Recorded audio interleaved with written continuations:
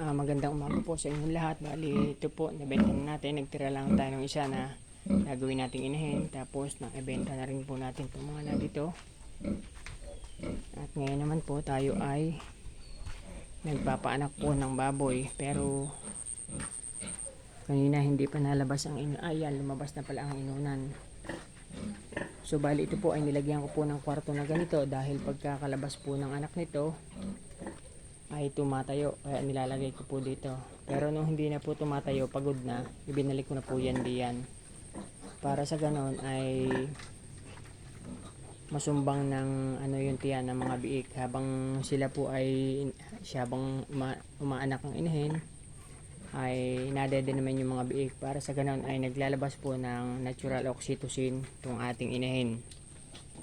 Ganun po yun. At ako po ay hindi nag-inject diyan ng oxytocin habang umaanak. Bali noong 13 na po, saka po ako nag-inject ng oxytocin. At ayun naman po, oxytocin na yun ay tulong po yun para po yun ay bumaba ang gatas ng inahin. Para kung walang gatas siya, ay bumaba. Ang oxytocin po ay hindi naman po yan pampagatas, kundi pampababa po ng gatas yan. Halimbawa, may gatas na doon ay hindi palang bumabagsak, lalabas po yan kapag nagtrabaho po yung oxytocin. So, bali ito po, ang naging anak po niyan ay 13 na po yan. Yan. Bali ito po ay overdue na po ng 2 araw, itong dalawang ito. Yan. Tapos, kahapon, hindi naman nag-ano, kaya pinakain ko pa, hindi nagle-labor. Kasi may pinuntahan kami. Pagdating ko, nagpakain ako, pinakain ko ay dahon ng Madre de Agua. Kasi kapag ka po ako ay may mga nganak na inahin, Madre de Agua na lamang, lalo na po kapag due date na, ay ito po ay overdue na po ng 2 araw. Kaya Madre de Agua at tubig na lang binigay ko.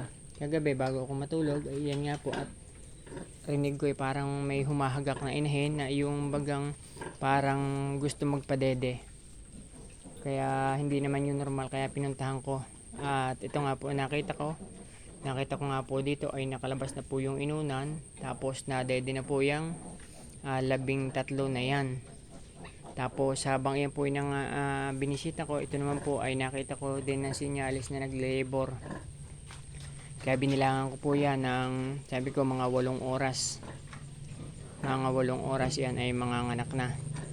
At ayun nga po, nung nga pong binisita ko na yon ay umabot nga po ng ganon. Bali nagsimula po itong mag-labor noong binisita ko po ito. Alas 11 ng gabi po. At kaninang madaling araw po, at kaninang alas 7 po ay umanak din po ito. Kaya inabot din po ng 8 oras ang pagli-labor po nito. Pero saglit lamang po itong nanganak. Puro mga wala pang 2 oras tapos po yan. Wala pang 2 oras tapos na po. Medyo natagalan lang po ang paglabas nitong inunan. Mahalaga po na magbigay po tayo ng oxytocin. Kasi hindi lamang po tulong sa ng biik yun, sa paglabas ng biik, kundi yung pong mga natitira sa loob.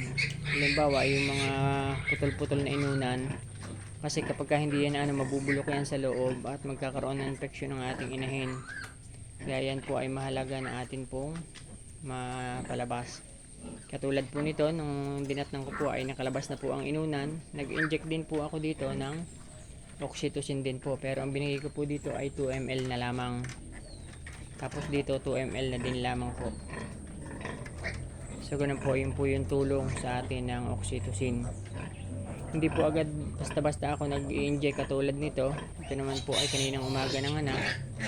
Yung iba po kasi ay pagka may nakalabas ng biik ay inject agad. Hindi po kasi mapapagod din po yung matres niyang kukontract gawa po na yung oxytocin. Dahil yan naman po, sabi ko nga po ay may natural oxytocin, kaya automatic po yan na mga nganak at mga nganak. Ang mahalaga po ay ang mga biik ay dumedede habang sila po ay nanganganak. Pero kapag ka po tumatayo ay aalisin po natin kasi baka po mayapakan ay sayang. Mabuti na nga lamang po dito dahil ito po ay nangangagat. Mabuti na lamang po at hindi nangagat sa kanyang mga biik. Kagabi kung nangagat yan siya, ubos lahat yan. Ito po ay sadyang nag-i-inject po ako dito ng pampakalma. Pero salamat po sa Lord dahil kagabi po ay nanganak ng kanya na hindi man lang nangagat. At yan po, lulusog po ng kanyang 13 biik. Yan din po dito. So yun lamang po. Maraming salamat po. Happy farming everyone.